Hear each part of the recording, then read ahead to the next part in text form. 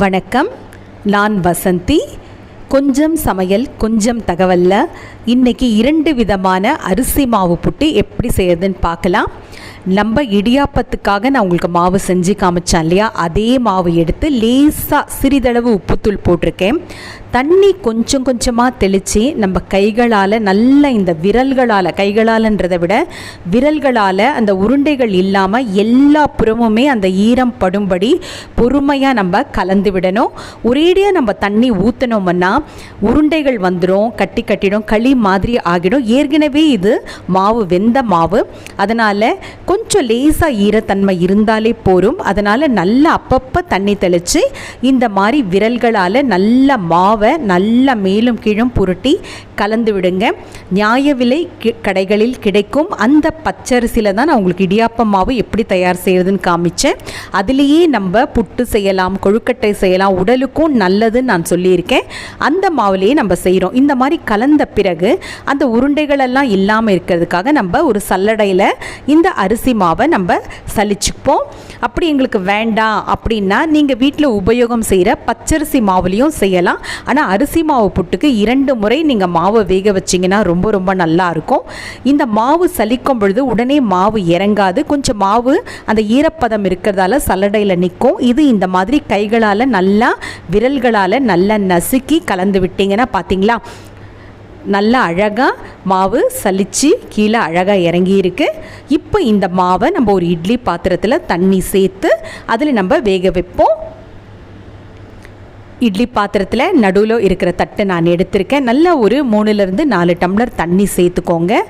மல்லு துணியை நல்லா ஈரம் பண்ணி அதில் பரப்பிட்டு அந்த மாவை அதில் கொட்டி ஒரு 10-15 நிமிடம் ஒரு 3/4 பாகம் மிதமான தீலையும், அதுக்கப்புறமா ஒரு 5-10 நிமிடம் இளந்தீலையும் நீங்கள் வேக வைங்க.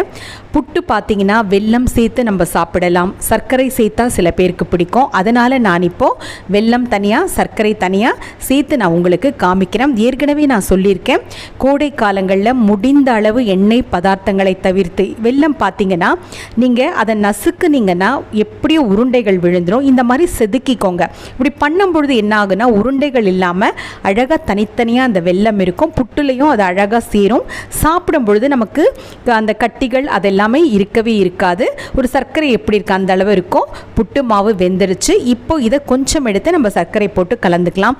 குழந்தைகள் மாலை நேரங்களில் நல்ல பசியில் சமோசா, பானிபூரி இந்த மாதிரி துரித உணவுகளை தான் நிறைய விரும்பி சாப்பிட்றாங்க. வீட்டில் விடுமுறை நாட்களில் வீட்டில் இருக்கும் பொழுது கட்டாயமாக இந்த மாதிரி எண்ணெய் சேராமல் கோடை காலத்துக்கு ஏற்ற மாதிரி எளிதில் ஜீரணமாகக்கூடிய ஆரோக்கியமான இந்த புட்டு நீங்கள் செஞ்சு கொடுத்தீங்கன்னா ரொம்ப ரொம்ப சிறப்பாக இருக்கும். மாவு நல்லா ஒரு முறை கரண்டியில் கலந்து எடுத்துக்கோங்க. அதுக்கப்புறமா சர்க்கரை உங்களுக்கு எவ்வளவு தேவையோ அந்த அளவு சர்க்கரை, இதுக்கு இவ்வளோ தான் அளவு நம்ம சொல்ல முடியாது.